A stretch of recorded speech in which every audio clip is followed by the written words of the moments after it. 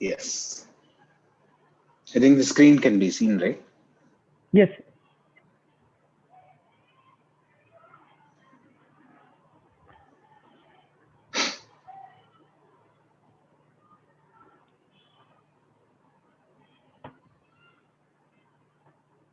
People are joining in, sir.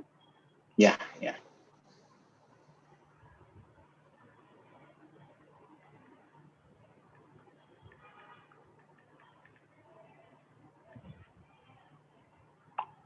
We'll just wait for 2 minutes for people to join in and settle down. We'll start in 2 minutes time.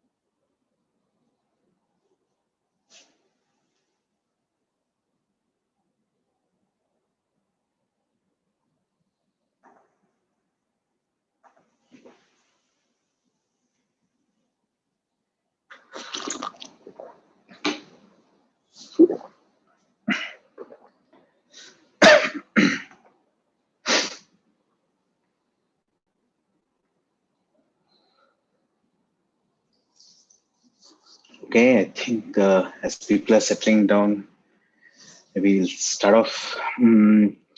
So, welcome all to this ongoing series. We are in the fourth session now. We are trying to touch upon antipsychotics. Now, I guess a lot of you would have already heard about antidepressants, mood stabilizers, some basics of psychopharmacology, all this in the previous sessions.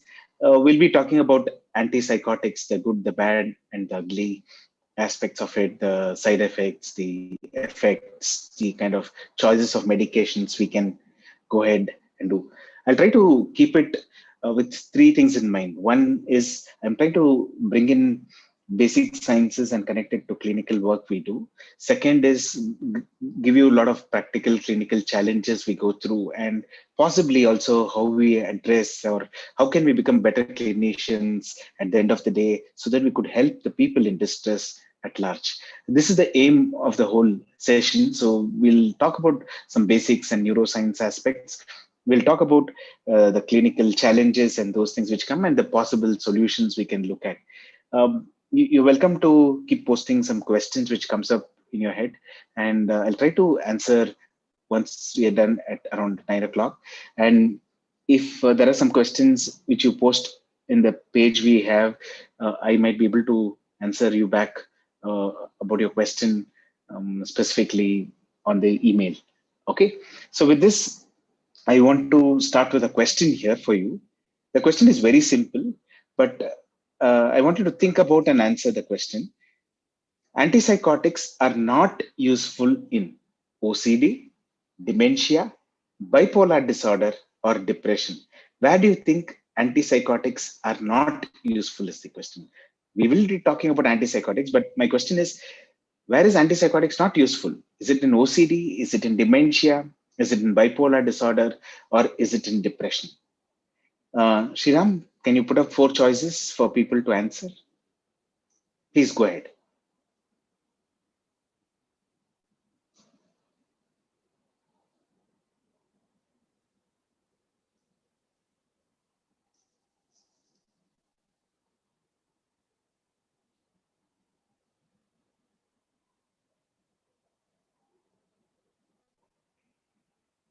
As I waited more than 20-25 seconds, I see almost 50% have chosen not to answer this question.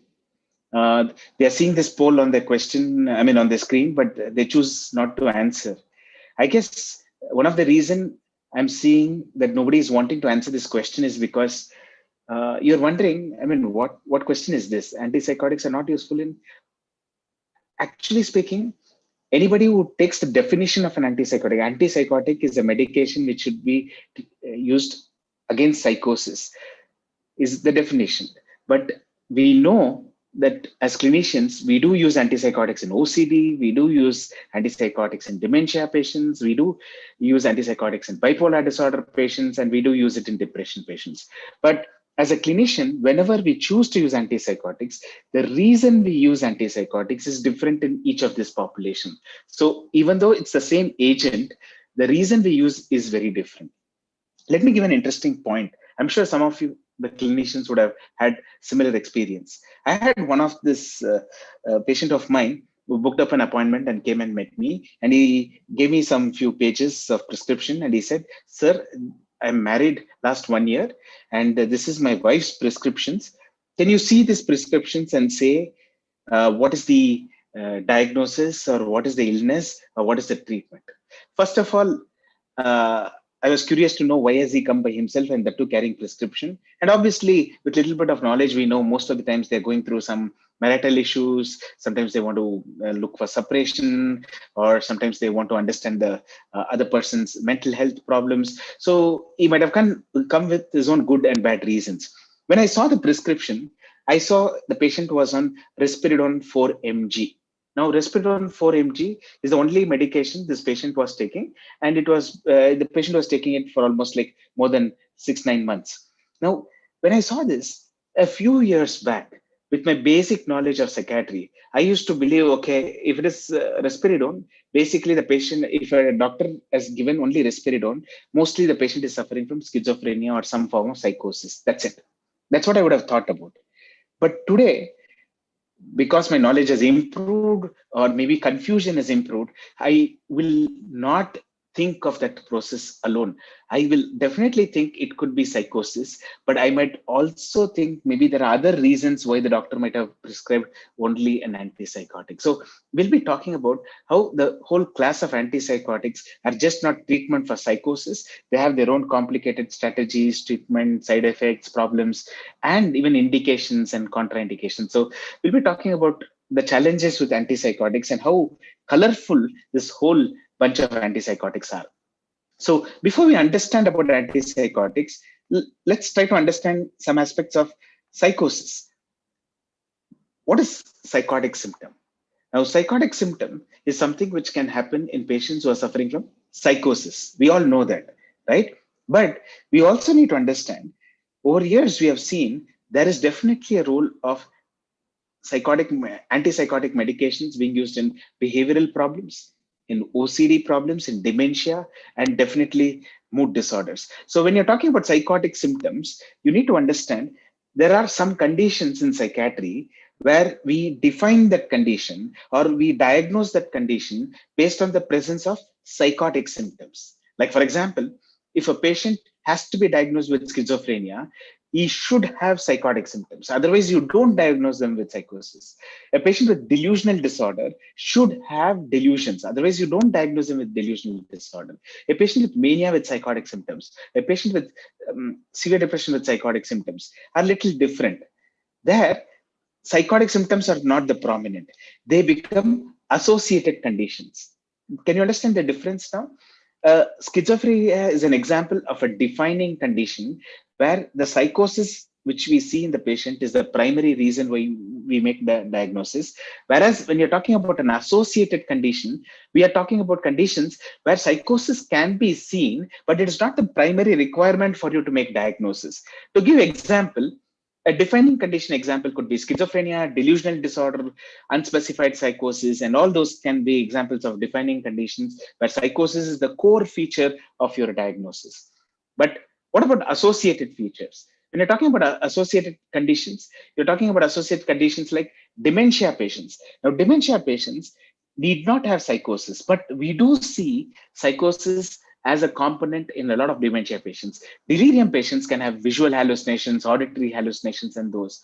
Manic patients, especially mania with psychotic symptoms and depression with psychotic symptoms, those kind of situations, you can see psychotic symptoms. Why am I stressing this point is because a lot of times when you prescribe, let's imagine I see a patient with schizophrenia, and I diagnose the patient and put them on an antipsychotic. Now, you have to assume that your patient is going to go to Google and type the molecule or the brand name, whatever you've written, onto the Google search and see what the drug is for. Now, if I put an antipsychotic drug, if he reads about it, he's going to first of all question what does he have. And again, you're dealing with psychosis, right? Psychosis patients basically many times might not even have insight. They might not even accept that they might have an illness. In that case, what do you think will happen when they read about it?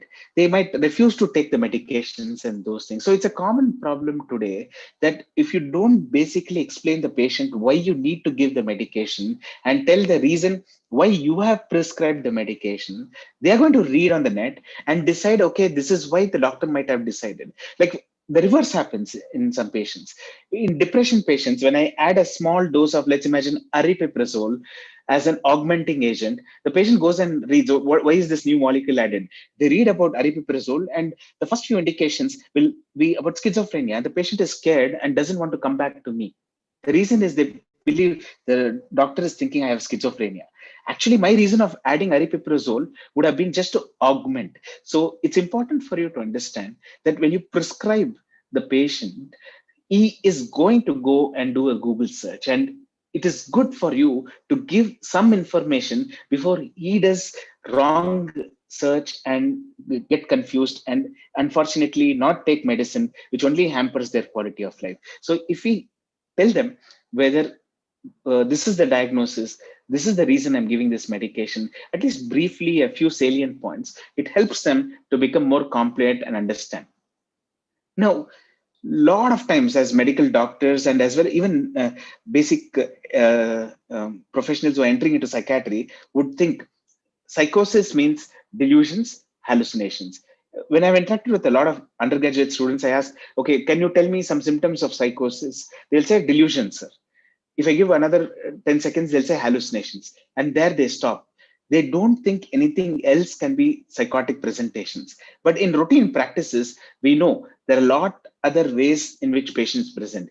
Disorganized symptoms. Now, disorganized symptoms can be in thoughts, disorganized symptoms can be in speech, disorganized symptoms can be in behavior. Catatonic symptoms. Catatonia is a part of psychosis, right? And negative symptoms is also an important point you need to understand. There are interesting highlights I would like to make here.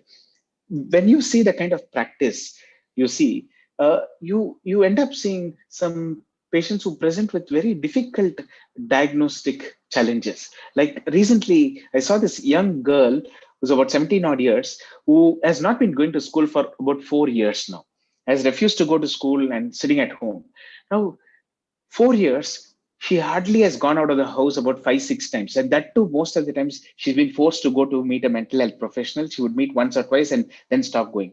Other than that, she hardly gets out of the house for any reason at all. So her lockdown is not from March of last year. Her lockdown has been going on for last 4 years now. Now, when I was speaking to her, my questions would be very simple, but our answers would be extremely elaborate, too many sentences, some new words getting added here and there. I would not understand why is she using this English word here, English word there. It would be a little jumbled up, and sometimes I had to question her, what does this mean? What is this new word? So it looked little jumbled up. That is when we thought, okay, this patient might be actually having disorganization of her speech and thought process. We used the help of a psychologist and tried to do Rorschach's test and object sorting test, in which we found a lot of psychotic processes happening. When we added a small dose of an antipsychotic, we saw the patient responding beautifully to these thought processes. The patient got very much in streamline, started taking care of herself. She started going for some computer classes and those. She did not present with delusions. She did not present with hallucinations, but this is how she presented. So psychosis not necessarily means delusions, hallucinations. You need to look for disorganized behaviors, disorganized thoughts, disorganized speech. You need to collect speech samples and look at them. And a lot of days, a lot of people today in this young world, they maintain social media posts, right? So sometimes they write blogs. If you ask them to share some samples of their blogs, you will see weird grammar. You would just not make sense what they've written. It would be some odd topics, elaborately written with no clear connections. So these also can become your speech samples, not just your clinical interview, but other things. So it's important for us to look at all these aspects when we are kind of diagnosing. If you don't diagnose well, forget about choosing the right molecule, because it doesn't matter, right? When you don't diagnose well, you cannot treat them well. So that's important. I want to highlight a specific point in relation to negative symptoms. Why? Because first of all, as doctors, we know when we are treating patients with psychiatric symptoms, especially psychotic symptoms, negative symptoms are little difficult to treat, right? Negative symptoms are difficult to respond to even medications, generally speaking. And what are the common negative symptoms? Apathy, evolution, amotivation, anhedonia, asociality, social withdrawal, logia, not talking much, affective flattening or affective blunting, attention deficit. All of those typically can happen as components of negative symptoms. Now, what I want to highlight to you, what is also the fact that if you see the kind of practice you do, most of the times patients, when they become aggressive, violent, or talking some unusual things or behaving odd, they're brought to you much early. But whereas patients with negative symptoms will be brought to you few months to few years in delay. Why? Because these patients are very withdrawn and silent, so they don't actually trouble anybody else. So they, family members think and wait, okay, this guy is maybe lazy, this guy is maybe kind of sad, maybe he's worried about his job. So they wait and wait and wait. In fact, you will see in your practice many times patients who are aggressive, violent, and disturbed, somehow they kind of even involuntarily try to bring them by force or tell them a lie and bring them to the clinical space. But a person who's having a lot of negative symptoms is going to take a lot of time. What does that mean now? First of all, negative symptoms are difficult to treat for you. Moreover, if the patient has not come to you for a long time, he's been psychotic for a pretty long time. And you know that the later the starting of medication, the worse is the prognosis. So you want to treat much early and intervene much early. So when we actually educate the community at large, we should not only just talk about what is important in terms of aggression, violence, and the positive psychotic symptoms. It is also good to highlight that very unusual withdrawal and social isolation and kind of getting into a shell could be sometimes a symptom of psychosis, and it needs a mental health professional intervention as early as possible. So it's a good idea to sensitize the community at large. Typically, we all believe schizophrenia is an illness which has delusions, hallucinations, and those. And a lot of movies kind of dramatically show these patients with schizophrenia and all. In a routine practice, if you see, schizophrenia typically can have five important presentations and components. What are the five important presentations and components schizophrenia patients can be presenting with? One is the positive symptoms, which is delusions, hallucinations, thought phenomena, made phenomena, all of those stuff. You can see schizophrenia patients coming with a lot of negative symptoms again. Patients come with a lot of affective symptoms, mood symptoms, too much anger, too much sadness, sometimes extreme anxiety. All those kind of affective symptoms can happen. You can also see aggression, violence as one of the components which can happen. That's also one of the challenges, right? It is important for us to notice cognitive problems are very, very important. And as clinicians of the future, we also need to understand these are going to be even more challenging problems.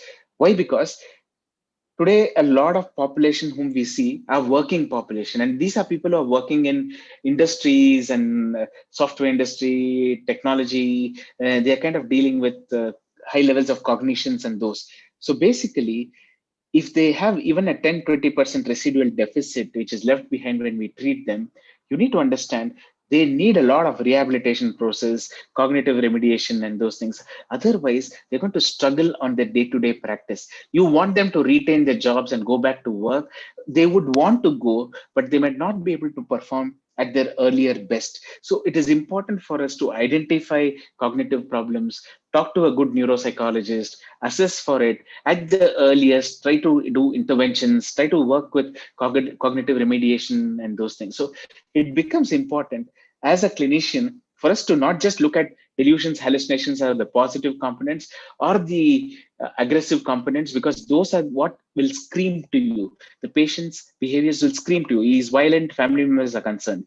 He's talking some things which looks very crazy and the family members don't understand about it. They're going to come and tell you, do something about it. But the more dangerous things are the negative symptoms, the more dangerous things are the cognitive symptoms. And unfortunately, if you have read enough of antipsychotics, you know the medications work the least with negative symptoms and cognitive symptoms, which are going to be quite a challenge. So as clinicians, we need to understand we should look for these things and try to address it. So when you want to try to address it, first of all, we need to understand some basic aspects of different areas of the brain, right? Some of the important circuits you need to understand is, let me keep it very simple for you. The positive symptoms are basically linked with the mesolimbic system.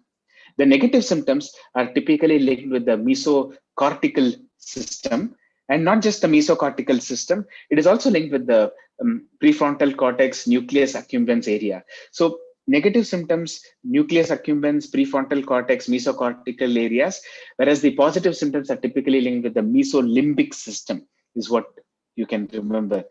Uh, Affective symptoms are more with the ventromedial prefrontal cortex area, whereas the aggressive symptoms are related to the orbitofrontal prefrontal cortex area. And of course, aggression, amygdala go hand in hand. That's important for us to know.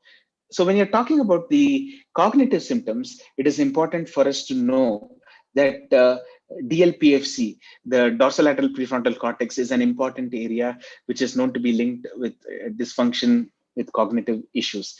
Now, why should we have this idea about it? This is where a lot of modulation techniques and other things are coming up, right? Today we have RTMS and other modulation techniques which are coming up, and a lot of research happening to see whether stimulation or inhibition of a particular area can make a difference in these patients.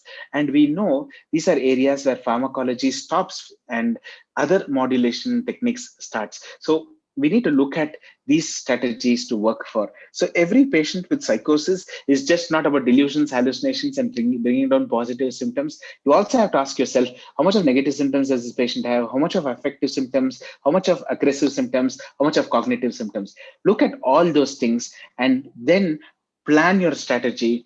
Then I think we are able to help these patients in a much, much better way. So with this basic understanding of how psychosis and those can present, let's kind of go to talk about a little bit basic aspects of various neurotransmitters which are linked with psychosis, so that we can go ahead and talk about various molecules further.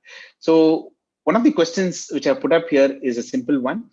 Which of the following transporters is not linked with dopamine? Is the question. Which of the following transporters is not linked with the dopamine? Tyrosine transporter, VMAT2 transporter, dopamine transporter, norepinephrine transporter. So which of these transporters is not linked with dopamine? What do you think is the answer? Can you choose one among the four? Is it tyrosine transporter? Is it VMAT transporter? Is it dopamine transporter? Is it norepinephrine transporter?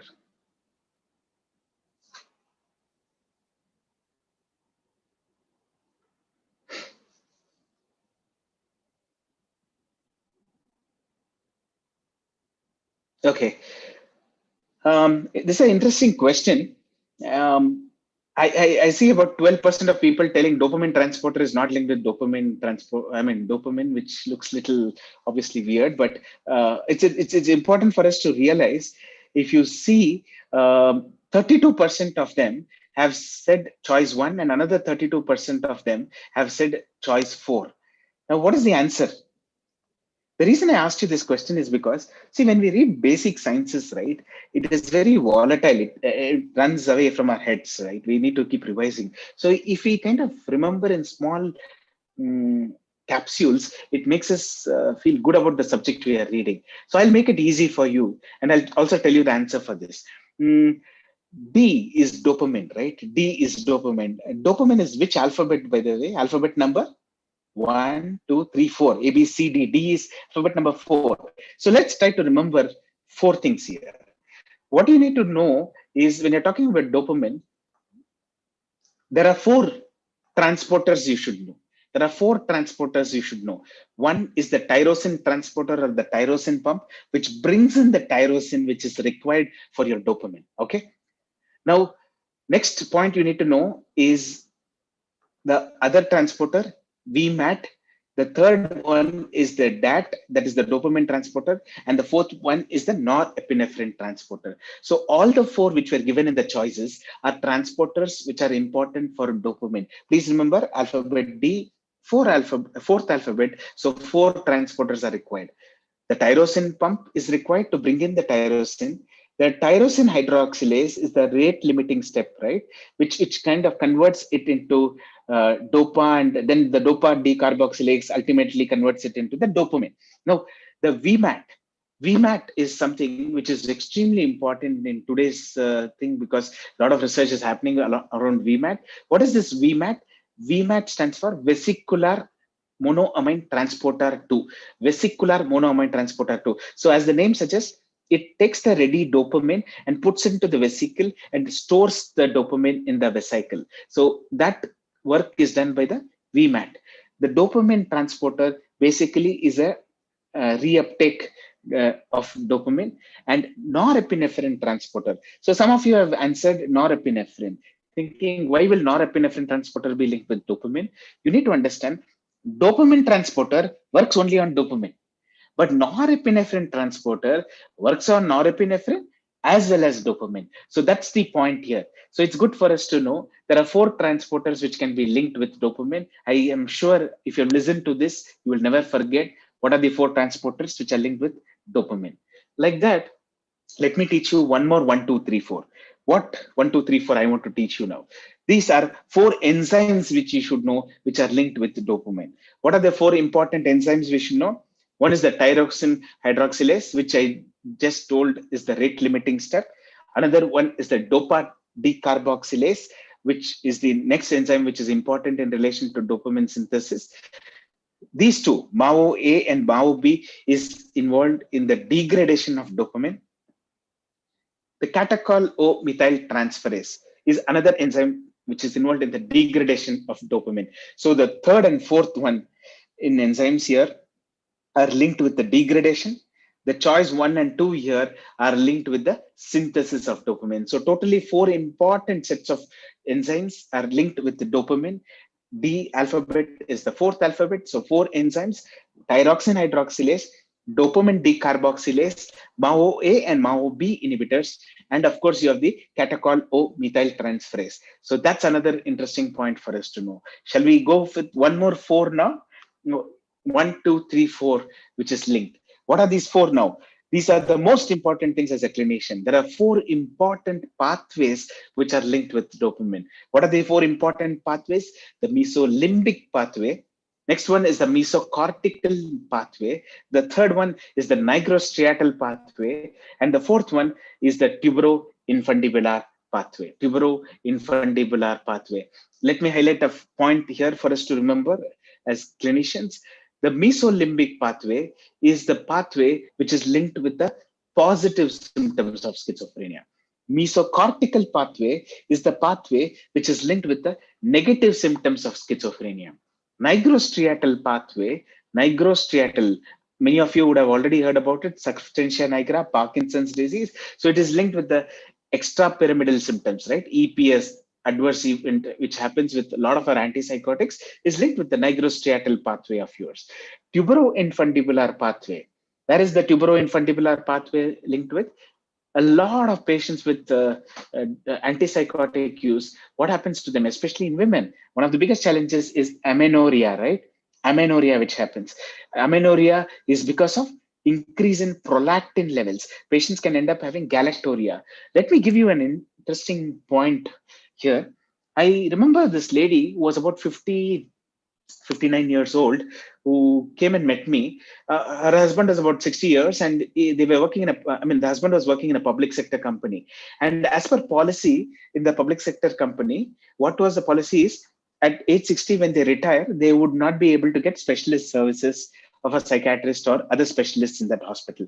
They had to pay and get it. Now, what happened was this patient is a 59-year-old wife of this about to retire person who came and met me about 6 months before, and she had some depressive symptoms looking more like dysthymia. We started her on antidepressant and all. It was not responding well. At that time, amisulpiride was into the market, and a lot of people were telling amisulpiride at small doses can be used in dysthymia patients. So I wanted to try and see whether it can help this patient. So I started this patient on just 50 mg of amisulpiride, and patient responded very well. Now, after about 1-2 months, right, the patient responded well, and the retirement of her spouse happened. So they stopped coming and meeting me because they had to pay some fee to the hospital if they had to take the services of a psychiatrist in that hospital as per the public sector company. They stopped coming, and about 6-7 months later, one day I was just parking the car there, and I saw this lady who carried a big file, and she said, "Doctor, do you remember me? I came to meet you. You helped me with the medicine. Now I'm roaming around because they're suspecting cancer in me." I said, "Okay, I understand. What cancer and all?" They said, she said, "No, they're thinking of breast cancer. So they are asking to me to get multiple investigations. Everything is normal." That's when I looked at the file, the reason she was evaluated for cancer and being looked for malignancy was because she started developing galactoria. And the galactoria maybe would have got infected or some nodule would have formed. The problem here was I had started her on amisulpiride, which is known to cause hyperprolactinemia, and she had never followed up with me because of some logistic reasons of that hospital. Unfortunately, she ended up having galactoria and some breast nodule, which she was going through a lot of investigations and running around with hospital and all the stress about it. When I met her, when I spoke to her, she had active secretions happening from the breast. That's when I said, "Madam, I think one of the things could be is this medication which helped you from your depressive symptoms might be actually causing this problem. Can we do one thing? Can we try to stop this medicine and see whether your symptoms improve? If it improves, well and good. You don't even need to worry about your cancer and other issues because other investigations are normal." We stopped the medication. Of course, we did a prolactin level, which was very high, and we stopped the medication. The patient recovered beautifully from her secretions and other breast nodule, and those things came down. And best part of the story was with just an antidepressant, she was doing very much fine. So why am I stressing this point is because as clinicians, we might start the medication, but we might not follow up with them. And the bigger problem in our practice is the patients will shift from one doctor to another doctor in the same city, different city, right? So a lot of times our colleagues would have started and we might be seeing the side effects of it.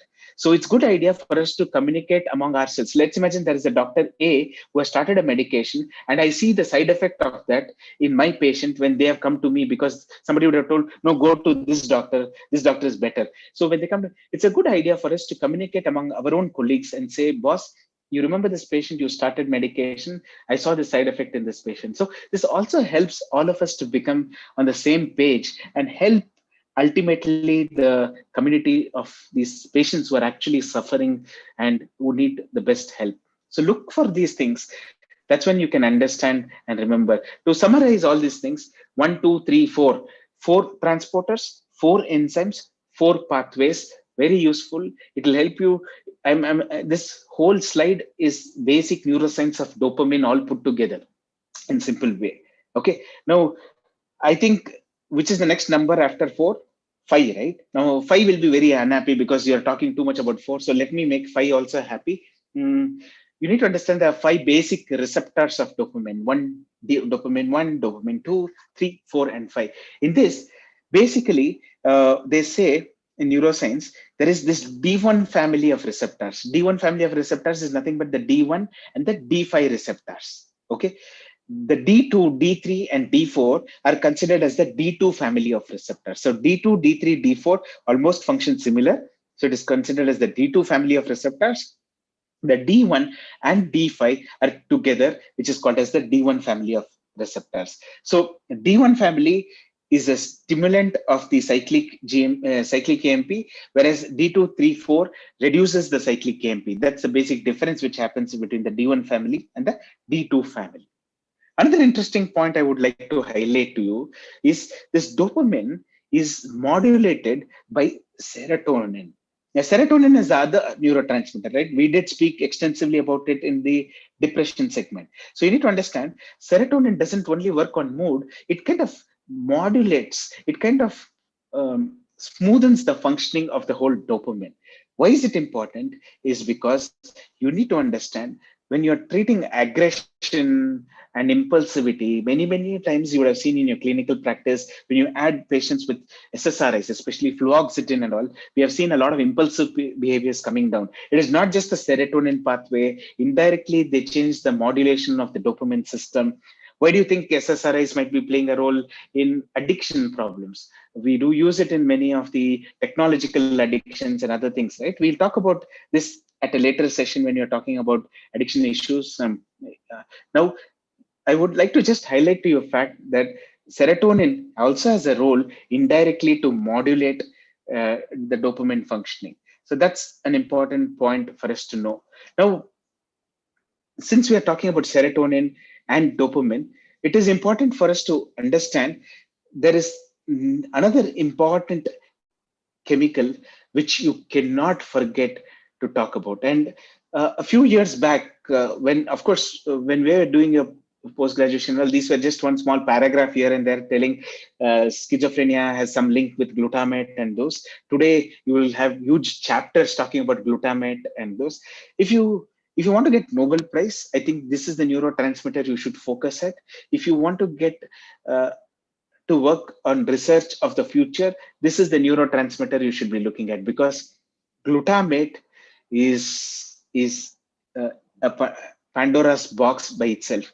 I think what we know now about glutamate could be just a tip of the iceberg. In fact, I think the whole psychopharmacology series can be done on glutamate for about 9-10 sessions easily, and still a lot might be left over to talk about glutamate. It looks like that. But I am trying to keep it very simple and easy for us to understand. What you need to know is, if you're talking about glutamate, basically glutamate is a stimulant kind of a substance, right? So what you need to know is glutamate is active. It works. So when the glial cell wants to keep it stored in a safe way without it getting to be released as a neurotransmitter, it converts it into glutamine and keeps it safely. The glial cells will say, it is the savings account. It says, please become glutamine, and it keeps the glutamine in the glial cells and saves them and keeps. Now, why is this important? Because you can have transporters. Now, what does this transporter do? Whenever the glutamate neurons require glutamate, it will take this glutamine and transport it. There are two important transporters which are there, which are linked with glutamate. What are the two important transporters which are linked with glutamate? One is the SNAT. What is SNAT standing for? Specific neutral amino acid transporter. Specific neutral amino acid transporter. Another one is called as alanine serine cysteine transporter, ASC, alanine serine cysteine transporter. So these are two important transporters which will bring out the glutamine which is in the glial cells back to the glutamate neurons, so that it can be put as a neurotransmitter out. There are, if you're talking about the vesicles, right, the glutamate will be stored in the vesicles. That is where there is the importance of another transporter which is coming here. And what is this transporter called as? It is called as vesicular glutamate transporter. As the name suggests, V-GLUT. Okay, vesicular glutamate transporter are the specific transporters which takes this glutamate and stores it in the vesicles. So once released, you have EAAT. What is that? EAT. EAAT. EAAT is the excitatory amino acid transporter. This excitatory amino acid transporter is the one which reuptakes the glutamate which is released. It is the one which reuptakes the glutamate which is released and brings down the action of glutamate. So that is the major breakdown pathway of glutamate. So glutamate is basically broken down by EAT, EAAT, excitatory amino acid transporter. When I say glutamate, glutamate, you should remember something very interesting here. Glutamate, the word glue gives you a clue about glutamate. What is the clue you should remember about glutamate? It is very different from other neurotransmitters. What is the point which is the core important difference here? Glue. What is glue, by the way? Glue is a sticky substance, right? It sticks something together. Now, glutamate, for it to function very well, requires two co-transmitters. What are the co-transmitters it requires? Glycine and D-serine. If glycine and D-serine don't come and sit together, then glutamate will not be able to do its work. It needs right hand and left hand for it. It needs the right hand and left hand. Who are the two things? Glycine and D-serine. Easy to remember. Glutamate, glue, sticky substance. Two important things are required. Glycine and D-serine are required. Now, this will make sense to you when you're reading about newer drugs, innovative drugs which are used in schizophrenia, right? They'll be talking about D-serine, they'll be talking about amino acid modulation and those. Why? Because if you can improve these co-transmitters, that glutamate activity also might improve. So that is the reason these drugs are coming into the market. So don't forget about glutamate. Glutamate has two important co-transmitters, the glycine and D-serine. Why is this important again? You should remember, as I told you, D-serine these days is considered as a supplementation strategy to see whether they can reduce, especially the cognitive dysfunction and those. They're trying to see whether it can reduce it significantly. Glycine transporter inhibitors are some of the newer drugs which are coming up into the market. The glycine transporter inhibitors are the ones which are kind of coming up. And when you're talking about glycine transporter inhibitors, currently they're looking at glycine type 1 and glycine type 2 transporters, which they are looking at. And these, you need to know, are basically working in the glycine T2 is basically working in the glycine neurons, whereas the glycine type 1 transporter is basically working in the glutamate neurons and the glial cells. So type 1 transporter is working mostly in the glial cells and the glutamate neurons, whereas glycine transporter 2 is basically working in the glycine neurons. So that's important for us to remember, because they might ask you in some of these exams where the examiner is very interested in all the basic neurosciences. They might check with you with all these aspects. So let me put up a question for us to see whether we'll see how many of you answer it correctly. What are the metabotropic receptors? What are metabotropic receptors? These are receptors linked to ion channel, voltage channel, G protein, or potassium channel. Or which one of these are called as metabotropic receptors? What do you think is the answer? What of the four choices?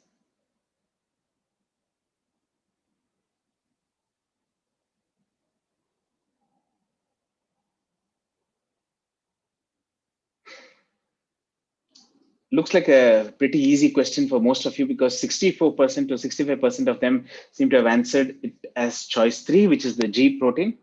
So if it is linked with ion channel, it is called as ionotropic receptors. If it is linked with G protein, it is called as metabotropic receptors. It is called as metabotropic receptors, right? So metabotropic receptors are nothing but those which are linked with the G protein. Now, when you're talking about glutamate receptors which are linked with the G protein, there are three important groups you should know. 1, 2, 3. There are three important groups.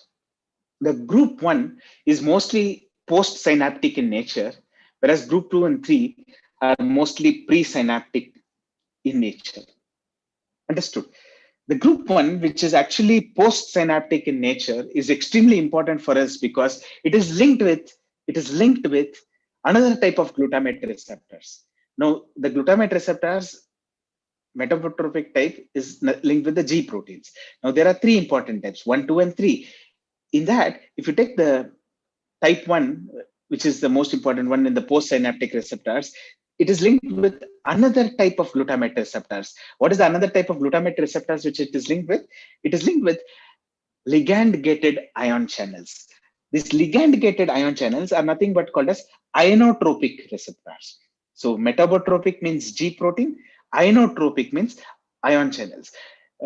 Generally speaking, metabotropic will be slower in action, ionotropic will be much more faster in action, okay, because it is linked with the ion channels. That's a basic difference.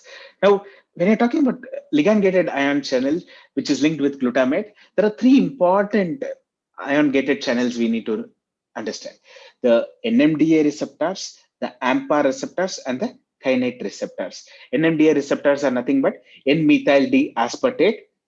AMPA stands for alpha amino 3 hydroxy 5 methyl 4 isoxazole propionic acid, and kainate is the third type of receptor. So this is an important point for us to know. Glutamate is a complex molecule. Now glutamate comes and acts. When glutamate comes and acts in the postsynaptic receptor, you have these metabotropic receptors which are linked with the G proteins. So in this, that group of class 1 group of receptors which are there, right? They are linked with ion gated channel, which is also glutamate receptors, but they are linked to the ion channels next to it. This ion channel receptors, which are linked, ultimately produces actions which starts off immediately and quickly. So that is where you have the NMDA receptors, the AMPA receptors, and the kainate receptors, which you should know. Now, with this basic understanding, what you also should understand here is this AMPA and kainate receptors are typically fast and excitatory and is linked with the sodium channel. AMPA and kainate receptors are fast, they're excitatory and are linked with the sodium channel. So what about the NMDA then? NMDA typically is linked with the calcium channel. NMDA is typically linked with the calcium channel, and there is it is mostly in the resting state. NMDA receptors in the resting state, the magnesium ions would block this calcium channels and keep it at resting phase. So which is the ion which is blocking the calcium channel here? The magnesium ions are blocking, in which NMDA is related to the calcium channel, whereas the AMPA and the kainate are linked to the sodium channel. So it's a good idea for you to remember these basic points so that when you go and read about it in your books next time, it looks easier for you to digest the whole content. Otherwise, it sometimes goes all over the head, right? And so we will be coming to NMDA when we talk about some substances of abuse and suicidal behaviors in later sessions and all. But it's important for us to understand. I told you the calcium channel, right? Now, calcium channel in resting phase will be blocked by which ion? I just told you. Which is the ion? It is the magnesium ion which will be blocking them. So if the magnesium ion goes off, it becomes an open channel and calcium starts coming in and depolarizing the whole system. Now, one interesting point you need to remember is this calcium channel in the NMDA receptors has a PCP binding site. PCP, phencyclidine binding site is there. This phencyclidine binding site is not just the binding site for phencyclidine, but it is also the binding site for your ketamine. Ketamine is one which is a drug which is kind of being thought about lifesaver in a lot of suicidal patients and those, right? So it's an important drug and it works at this PCP binding site. We'll try to talk about ketamine in one of the future lectures where we'll try to devote some time for ketamine. But here you can at least remember this much points. Now, NMDA receptor is a complex receptor. For NMDA receptor to get activated, right? Like a lot of other receptors just need that neurotransmitter. If it comes and binds to it, it gets activated. But NMDA is like a little stubborn. It says, I cannot work like that. I need at least 3 people to come to me to activate me. NMDA says, I want at least 3 people. Okay. So what are the 3 things which should happen? Glutamate should come and bind to it. Otherwise, it will not work. Co-transmitters should come and bind to it. By the way, how many co-transmitters are there with linked to glutamate? I hope you remember, right? We just spoke a few minutes back. Glycine and D-serine. Not just that. We also, the NMDA to get activated, the magnesium plug which blocks the calcium channel should get removed. That will happen with the depolarization. So when glutamate binds, when co-transmitters bind, when the depolarization happens, the plug removal happens, that is when the NMDA receptor will be completely activated. So that is what is the complexity of glutamate. See, if you see from the time I'm starting to speak about glutamate, right, neuroscience doesn't look easy, but I think it's important for us to kind of understand the basic understanding of how some of these crucial points work. That's more than enough for us to kind of learn about these aspects in a much better way. Now, glutamate is one neurotransmitter which can get the whole brain on the go. It's called as the master switch. It can get the whole brain active. There are multiple pathways linked to glutamate. We can't go to all of these aspects, but let me just highlight to you. There are glutamate pathways starting from the cortex to various part of the cortex itself. There are direct pathways, there are indirect pathways. The corticostriatal pathway is there. You have the corticothalamic pathway. You have the cortico-brainstem pathways. Like that, you have the thalamocortical pathway and hippocampus-striatal pathway. Like that, there are multiple glutamate pathways. We have no time to go into each of these things, but let me highlight to you something very important, which should be known for us as a clinician, as a psychiatrist. We definitely need to know. We'll go to that aspect of it. Since we are talking about glutamate and NMDA receptors, it's good to know how can we connect this in a clinical way. The point for us to know is many years back, it was very easy to explain. Patients will ask, or the family members will ask, why am I having delusions or why am I hearing voices? We can say there's some chemicals in your brain, it has increased, so that is why it is happening. So what does the medicine do? I'll give you an antipsychotic, it will reduce those chemicals and you'll be fine. Now, it was as simple as explaining that. But definitely, we know it is not as simple as how we put it across to our patients. It is much more complex. And it is just not about dopamine. Dopamine seems to be the end product of the problem. But the main problem is what? Glutamate or the NMDA hypofunction, right? So nowadays, we know schizophrenia is thought to be happening because of various reasons. And one of the core important reasons is the NMDA receptor dysfunction or glutamate connectivity dysfunction, which happens. I try to keep it as simple as possible because I understand only simple things. I think I should share my simplicity with you. So I'll try to keep it as simple here. Let's take two simple pyramidal cells which could be there in the cortex, or two important cells which are there in the cortex, two pyramidal cells or two important cells. There will be interneuron. That is, interneuron is between two important pyramidal cells, right? So this interneuron mostly is going to secrete your GABA, right? So this is the GABA interneuron. This much I'm sure all of us understood. Now what you need to understand is when you take these GABA interneurons which are there is one specific type of GABA interneuron which has something called as calcium binding protein. What calcium binding protein does it have? It is paravalbumin positive calcium binding protein. So it's a particular type of protein which is calcium binding protein called as the paravalbumin. This particular GABA interneuron is the culprit in many patients with schizophrenia. So this interneuron is the culprit. So this dysfunctionality is the one which leads to problem. Because it becomes dysfunctional, there is disconnectivity. The pyramidal cells which are there cannot connect very well, or the one bunch of cells cannot connect with the another bunch of cells pretty well because of the dysfunctionality or the disconnectivity which happens with this GABA interneuron. So that is an important point for us to understand. It doesn't end there, right? Now the GABA production can be disturbed because of enzymes like the glutamic acid decarboxylase. GAD67 is an enzyme which has been noted to be reduced in some of these neurons. So what I'm trying to tell you here is, other than that, you can also, when this GABA functioning is disturbed, there is a upregulation of the GABA A receptors. The alpha 2 subunit gets upregulated. So why am I highlighting all these 3 points here? First of all, one is the paravalbumin calcium binding receptor positive interneurons can be dysfunctional. You can have problems in glutamic acid decarboxylase 67 specifically, which can be lesser. You can have upregulation of the alpha 2 subunit, which can happen. These are all some different theories which are put across to say why different reasons why schizophrenia can happen.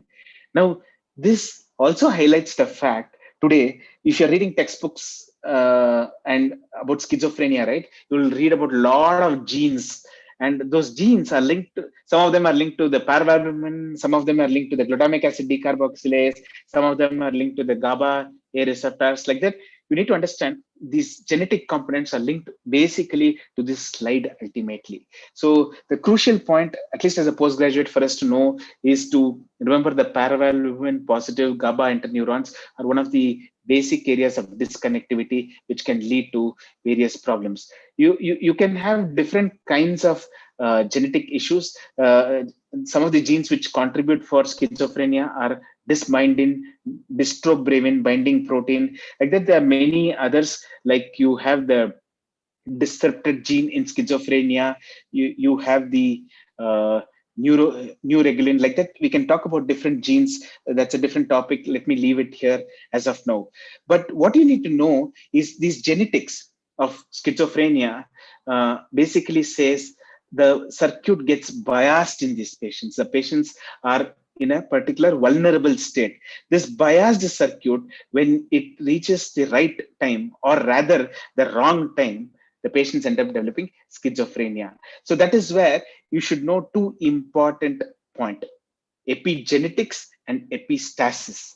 Epigenetics and epistasis are two important components you should be always looking at, which can lead to schizophrenia as such. So what is epigenetics and epistasis, by the way? What is epigenetics and epistasis? Now you need to know these genes, right, can contribute in different ways in genetic contribution. Now, patients mostly are vulnerable to the condition, not necessarily going to develop this condition. Now, let me give a very simple example of one of the real life examples of one of my patients we saw. One of my patients had full-fledged schizophrenia, and she had a son and a daughter. They both of them were very concerned about their own mental health, and they were reaching adolescent age, and they had a separate session, and they wanted to come and meet me. And their question was to ask that, um, Doc, we want to know, would we end up developing schizophrenia when we become of similar age like our mother? That's the question they asked. Now, what do you answer them? Uh, a very easy answer to make them feel very good is say, no, don't worry, you might not develop it. But again, these are well-read people. They have access to internet. They wanted to know what is actually happening. So we had to talk to them about what is the risk of general population, what is the risk in different populations, twins, monozygotic twins, and those. I had to give different explanations. And I also had to tell them about how epigenetics and epistasis can play a role.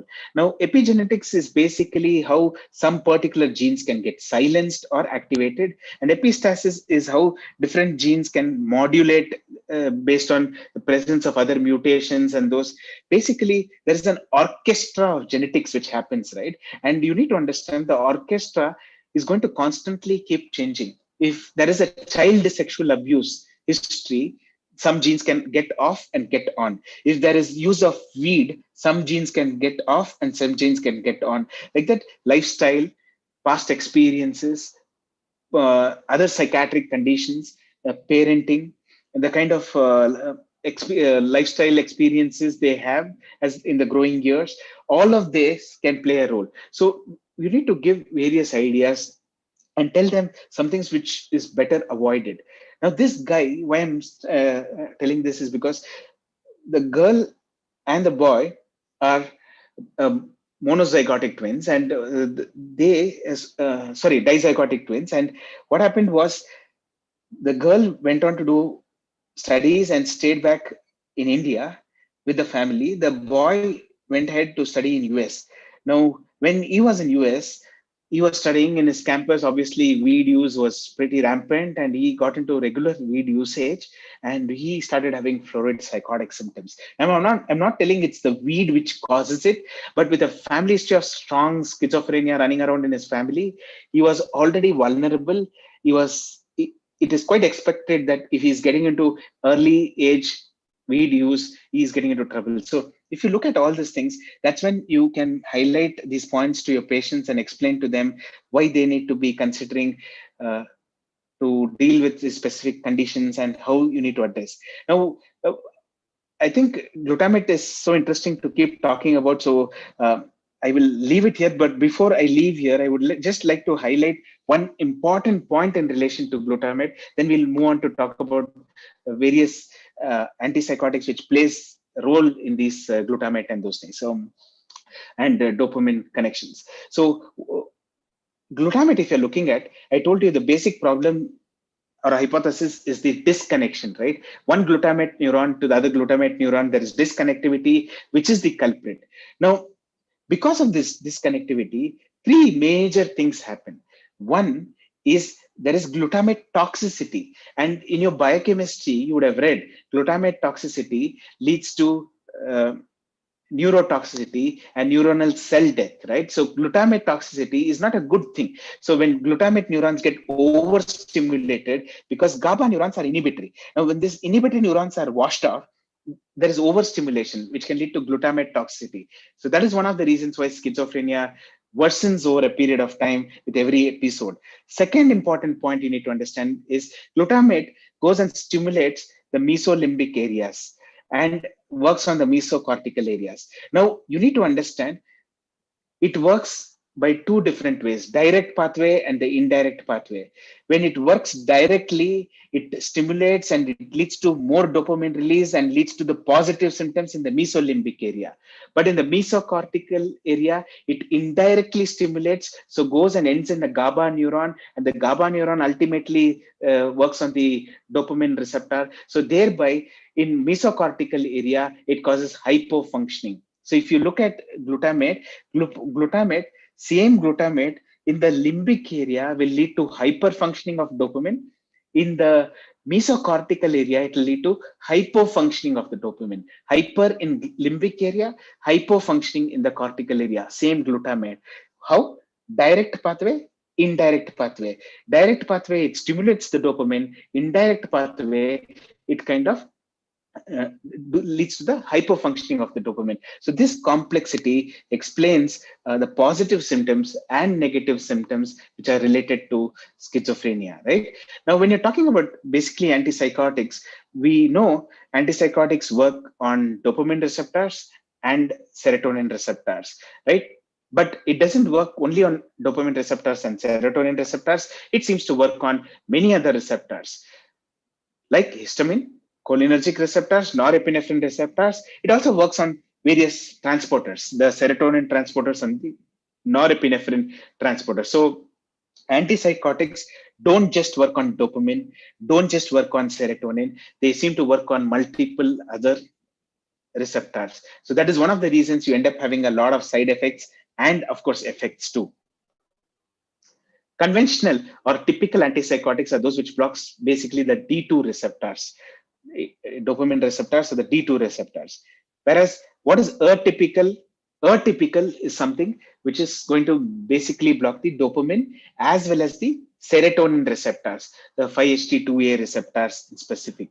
So that is the basic understanding what we need to know. Now, to kind of understand it further and even clinically kind of make some sense, let me highlight to you a few interesting points.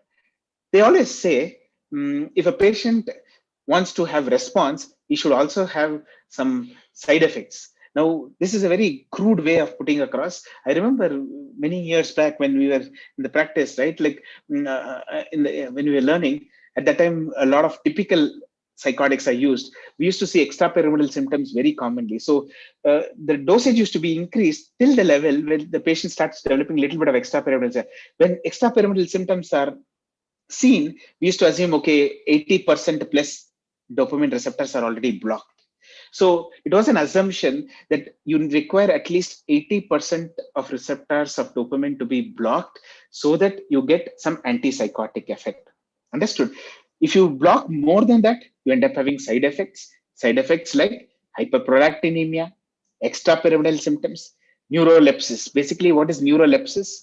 Neurolepsis is basically completely withdrawn, negative symptoms, blunt effect, all those things, right? So which can happen when more than 80% blockade happens. Now that is what is typically believed to happen. And the pathways, I did speak about it earlier, so it's good to know. Hyperprolactinemia is linked with the tuberoinfundibular, extrapyramidal is linked with the nigrostriatal, and the neurolepsis is basically linked with the nucleus accumbens area. Now, what is important here is, what do the atypical drugs do? The atypical drugs don't work like this. The atypical drugs work in a different way. How do they go and block, and what do they do? If you see, atypical drugs basically block 80 plus percentage of dopamine receptors in the mesolimbic area.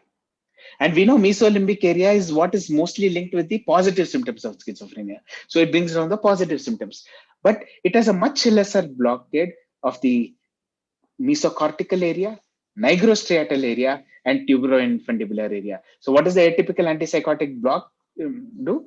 It basically blocks much lesser receptors in the nigrostriatal and the tuberoinfundibular area. So once nigrostriatal area is lesser blocked, less EPS, tuberoinfundibular area lesser block, less hyperprolactinemia.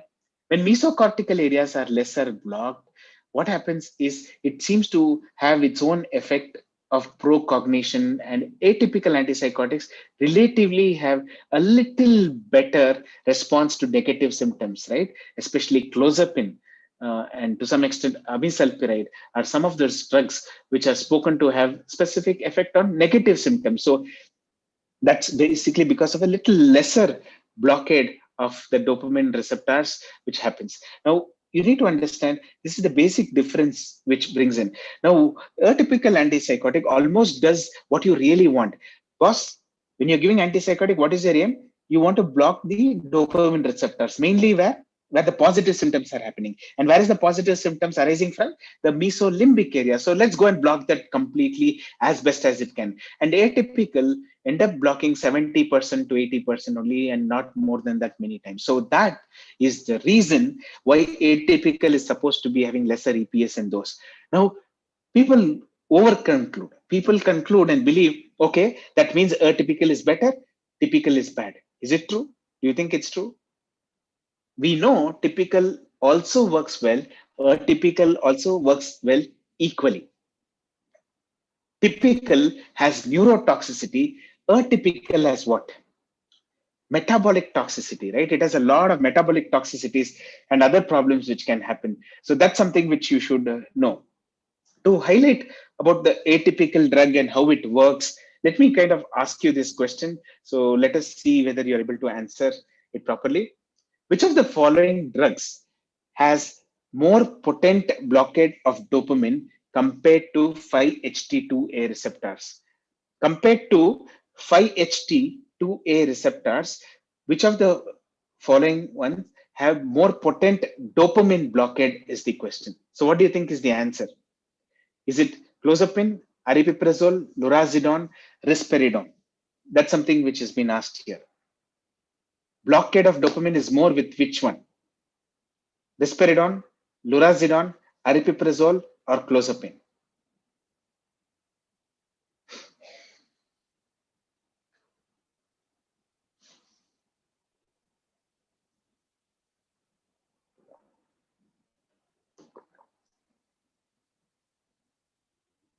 Okay, so I see majority of them put it across as risperidone. There are interesting points you need to understand. That is why I've asked this question. What you need to know is whenever you prescribe a medication, we have to ask ourselves, what is the basic action we are looking for, and what are the possible other actions this drug can have? Because when you give a drug to the patient, right, we cannot say what is the exact action or what is the exact blockade which can happen. Different patients are going to respond in different ways. So to highlight that point, let me kind of put across some interesting points here for us to remember so that it makes it easy. Now, I showed you across the 5-HT2A receptors now. Now, 5-HT2A receptors are specifically important, we need to understand. But what you need to know is when you're talking about atypical antipsychotics, there are two basic receptors we are looking at, the dopamine receptors and the 5-HT2A receptor blockade, which we are looking at. So some of the atypical antipsychotics block a lot more of dopamine, much lesser of 5-HT2A. Some of them block more of 5-HT2A and lesser of dopamine. On that, we have some drugs which also work very differently. Now, to highlight that point, let me give you a simple understanding. What you need to know is if you're looking at dopamine, there is something which can put a brake on dopamine. There is something which can accelerate the dopamine. Something which can put a brake on dopamine, something which can accelerate the dopamine. Now, what does it mean? The 5-HT2A receptors, when activated, will put a brake on the dopamine. Whereas 5-HT1A receptors accelerate dopamine functioning. Getting it? So brake is the 5-HT2A receptors, whereas 5-HT1A receptor is an accelerator. So if you use an atypical antipsychotic, what are you doing? You are doing 5-HT2A antagonism. You're doing 5-HT2A antagonism here. So you're trying to block these 5-HT2A receptors. So if you try to block, what are you doing? You're kind of getting it out of the brakes. So you're kind of getting disinhibited there. That's what happens, right? Whereas 5-HT1A receptor is important because it's an accelerator of dopamine. This is where you need to understand there are some antipsychotics which are partial agonists of that, and they have specific rule, a specific use in clinical practice. What do these antipsychotics do? If you see these examples, aripiprazole, brexpiprazole, cariprazine, clozapine, quetiapine, lorazepam, iloperidol, ziprasidone, these are all drugs which are useful. In this, if you read aripiprazole, quetiapine, lorazepam, aripiprazole, quetiapine, lorazepam are drugs which are very useful in patients with bipolar depression or resistant depression. In patients with bipolar depression or resistant depression, we do use these drugs very commonly, right? Mainly because of its ability to do 5-HT1A partial agonism. So because it partially is an agonist, it kind of improves the dopamine activity. And maybe that improves the drive in these patients. Maybe it improves the energy levels in these patients. Maybe it improves the working memory. Maybe it improves the concentration in these patients. So that's the importance of using a partial agonistic action in some of these patients. So that's important for you to know. And another interesting point, which you would have heard in the antidepressant section 2, is when you're talking about partial agonists, some of the important other partial agonists, especially antidepressant classes, vortioxetine, vilazodone, of course, the anxiolytic buspirone, they're all 5-HT1A partial agonists. So next time, whenever you're reading a molecule and you come across something which is 5-HT2A antagonist, you need to understand it stops the braking system of the dopamine. So dopamine starts overactivity. Whereas 5-HT1A partial agonist has some activating ability, so can be used with antidepressant properties or to kind of improve some activity levels. You can use 5-HT1A partial agonist. So that's an important point for us to kind of remember about these aspects. So like that, there are various other receptors which you should have an idea about, which is also useful clinically in exams and those. When you're talking about antipsychotics, there are antipsychotics which works on the 5-HT3 receptors. Now, when I'm talking about 5-HT3 receptors, these are serotonin 5-HT3 receptors, 3 alphabet C, right? You need to remember it is linked with the chemoreceptor trigger zone. Now, a lot of antiemetics, especially the ondansetron, which you know, which is commonly used, right? They are on 5-HT3 antagonists. And 5-HT3 antagonism is known to be linked with antiemetic effect. But you also need to understand in the GABA interneurons, there are 5-HT3 receptors. When you antagonize that, what happens? When you see, GABA is an inhibitory substance. Now, when you go and antagonize that through the 5-HT3 receptors, automatically you will increase the inhibitory ability will come down. So automatically you will have serotonin levels increase, norepinephrine levels increase, dopamine levels increase. So basically, if you see, some of the antidepressant effect of some of the antipsychotics could be because of that. Now, you remember of mirtazapine, right? Mirtazapine is an antidepressant. Vortioxetine is an antidepressant, which also has 5-HT3 blockade. So the antipsychotics which go ahead and block these like one of the important drugs is clozapine. Clozapine is something which also can help reduction in negative symptoms. Now, how do you explain clozapine reducing negative symptoms? One of the potential theories of explaining it is through the 5-HT3. So don't forget the third alphabet, chemo trigger zone, C, and then clozapine, C, negative symptoms can improve. Why? Because it can work on the GABA interneurons by antagonizing the 5-HT3 antagonism. It can produce some amount of activity in these patients. 5-HT6 receptor antagonism is supposed to be pro-cognitive, and again, drugs like clozapine, olanzapine, asinapine are some which are very useful and pro-cognitive in nature. 5-HT7, if you look at, is very important. A lot of work happening now, and newer molecules coming up with 5-HT7. You need to understand. I've underlined vortioxetine is because of its ability to be effective in patients with depression because of its antagonism of 5-HT7. Now, 5-HT7, easy to remember. Again, as a postgraduate, right, we want to remember points because we want to answer questions in a theory exam, or we want to kind of learn the subject very well. We want to do research. It's a good idea to remember these points. So 5-HT7, S7. So please remember, 5-HT7 is basically linked with the serotonin, right? Serotonin self-modulates itself through the 5-HT7 receptors. Serotonin self-modulates itself through the 5-HT7 receptors. So from the Raphe nucleus, if you see, the serotonin neuron will send signals to the prefrontal cortex.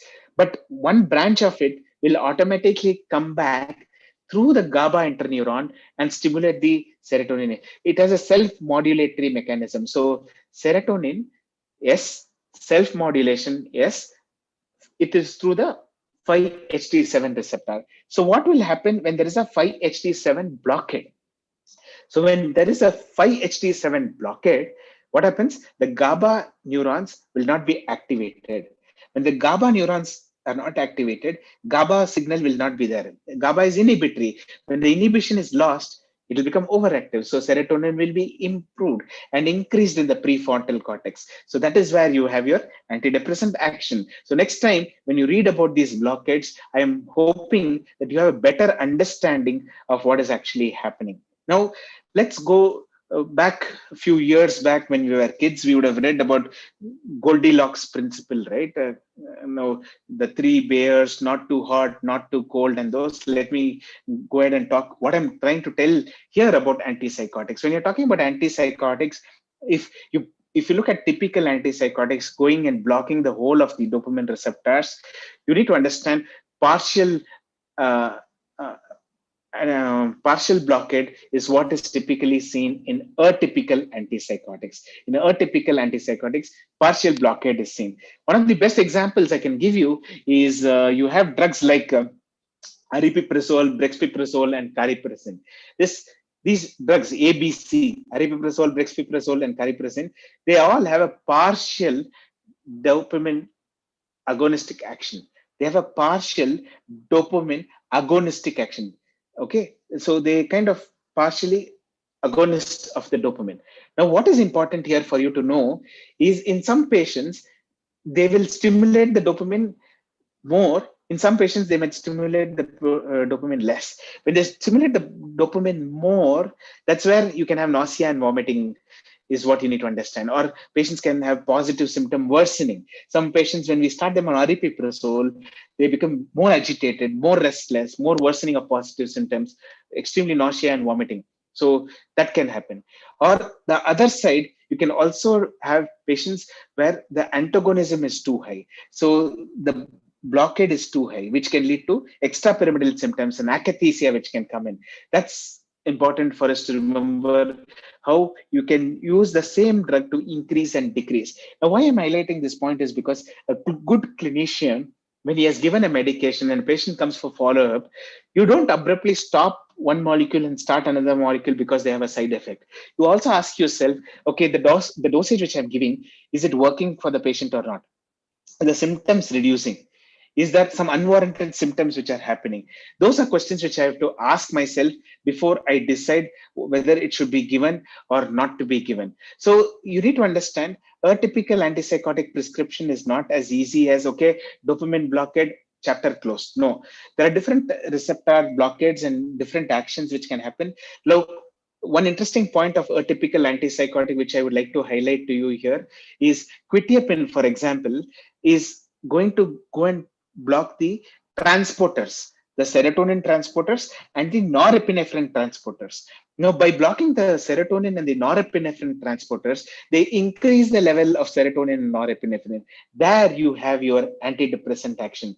You know, bipolar depression, one of the well-recommended drugs remains quetiapine. Now, this might explain why quetiapine could be a good choice. When you're talking about alpha-2 antagonism, you know antidepressant mirtazapine, right, which is known to have alpha-2 antagonism. But can you talk about some drugs which are antipsychotics? Quetiapine, clozapine, risperidone, aripiprazole. These are all drugs which do have some usage in depression patients, and we know it can have alpha-2 antagonism action like your mirtazapine and playing a role. We also need to understand that patients with atypical antipsychotics don't only block the dopamine receptor, they also block the 5-HT2A receptors, which is nothing but also produce the anti-manic effect, right?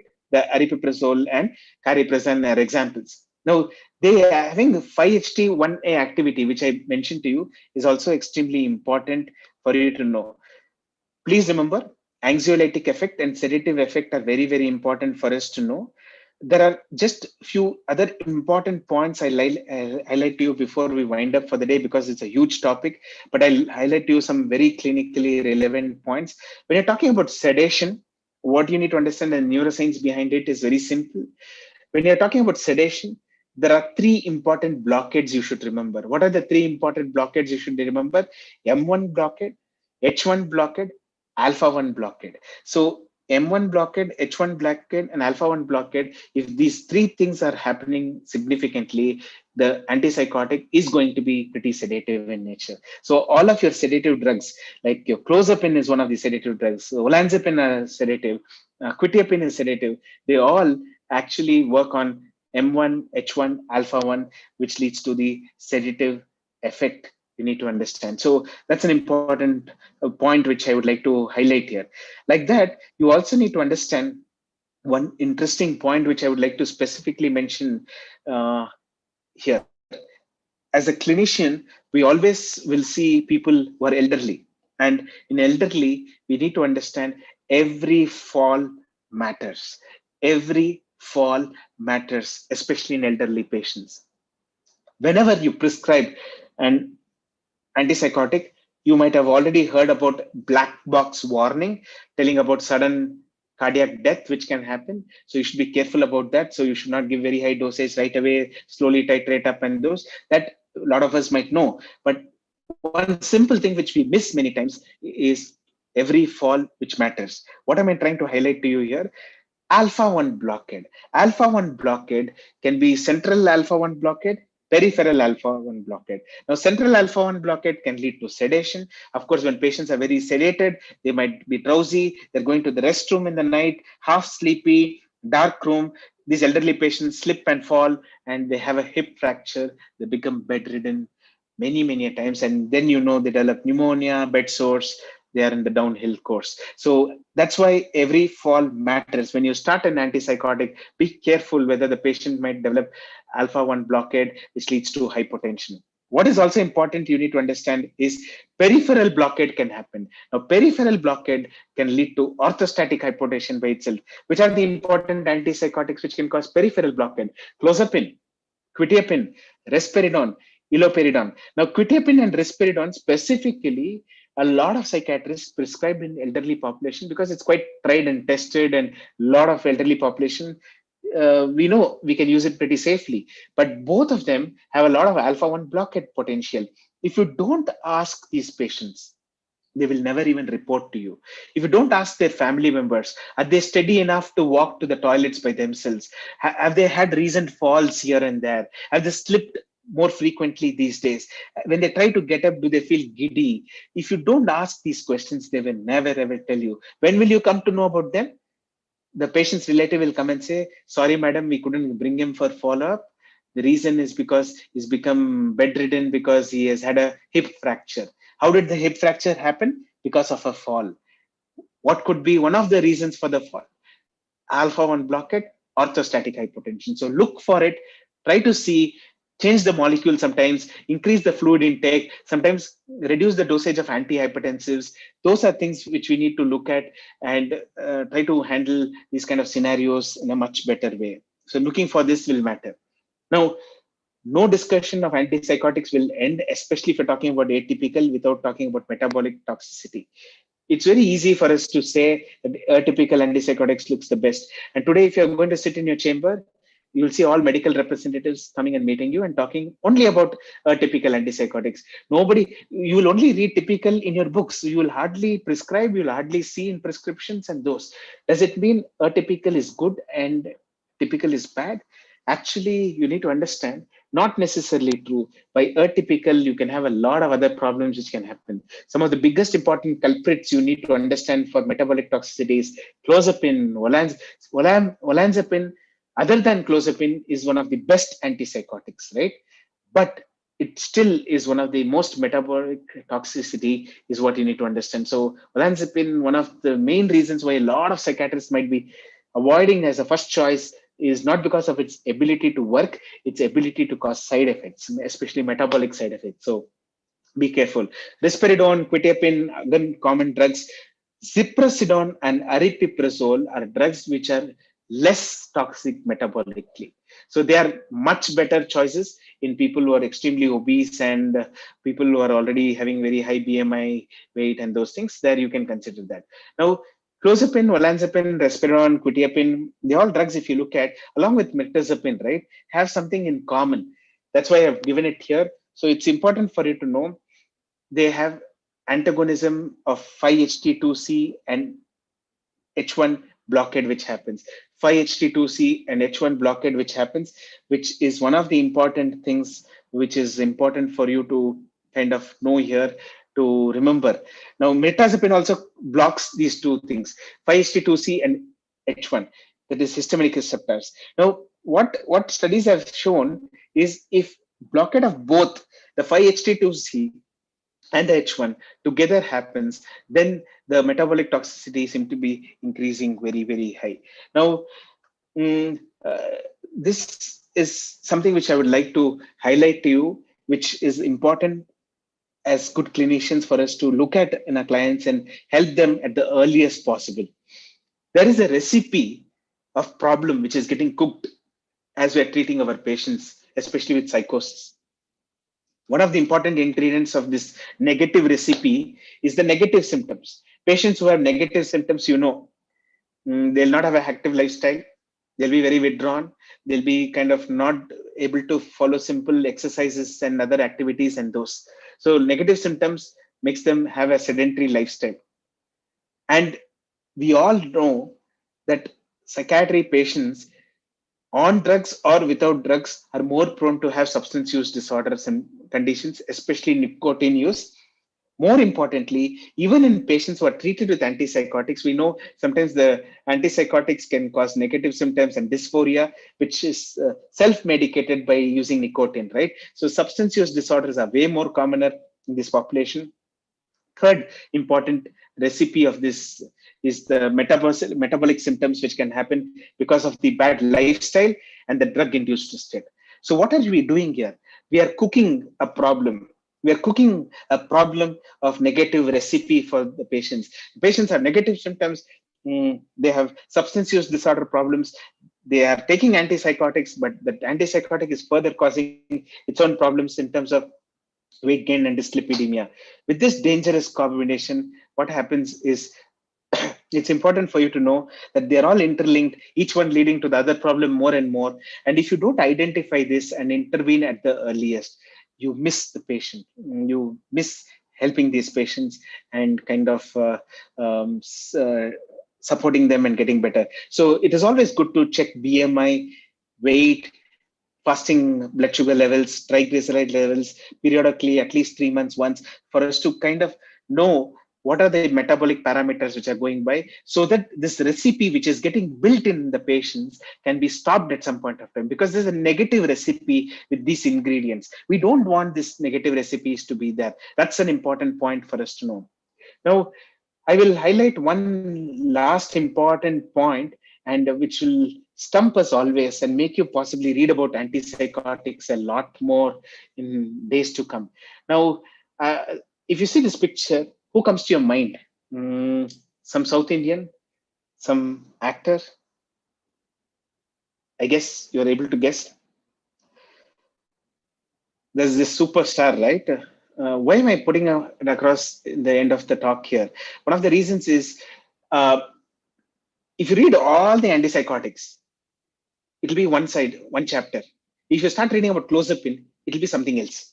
You don't know how clozapine works, but clozapine is considered as the gold standard ever, right?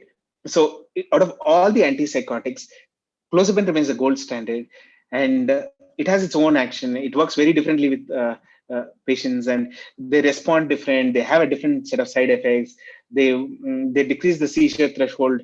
There are other antipsychotics also which decrease, but the amount of worry we have with clozapine is not something which is there with other things.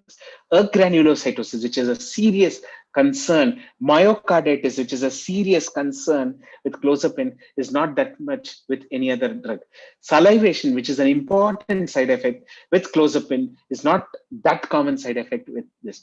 And one important point which no other antipsychotic does is, you need to understand, clozapine seems to reduce the tardive dyskinesia to some extent, and it also seems to reduce the suicidal behaviors to some extent. So these things stump us always about antipsychotics. These things stump us about antipsychotics a lot. So these are all some interesting points which we need to know. Now, with this, I think I try to kind of tell you so how various antipsychotics are very complex in their presentations, the kind of receptors they work. I've tried to highlight to you about this molecule on glutamate, which is extremely important. Now, antipsychotics itself, we could have discussed in many more areas. Now, I haven't touched upon some of the side effect aspects and those because of lack of time. What I'll be doing it is, when I'm talking about some of the drug interactions and other areas, we'll be touching upon some of the important antipsychotics which and related side effects and those which we'll be talking about. With this, I think we'll come to an end. I'll just see whether if there is any questions asked or anything which we need to answer. As such, anybody has posted questions? Okay, so we'll be catching up next time to talk on anxiolytics. Now, each of this session, please remember, is a basic discussion on these topics. I'm just trying to increase the curiosity, and I'm also trying to see whether you are willing to kind of jump into this ocean of neuroscience and psychopharmacology and learn. Because if you get to learn some basic nuggets of life, right, we start moving on. That's the aim of this whole session. There is some question, I guess. So please throw light on genetic counseling about schizophrenia. I guess this will deviate to a different topic. So since you have asked this question, I can assure you one thing. In the second last session, we are trying to talk about specific populations and those. We'll try to have one case discussion on maybe how we go ahead talking about genetics and explaining some patients on not just schizophrenia, maybe just mental health. Some basic tenets we'll try to touch upon. I will ensure that it will be done at least in the 8th session for sure. Okay, thank you.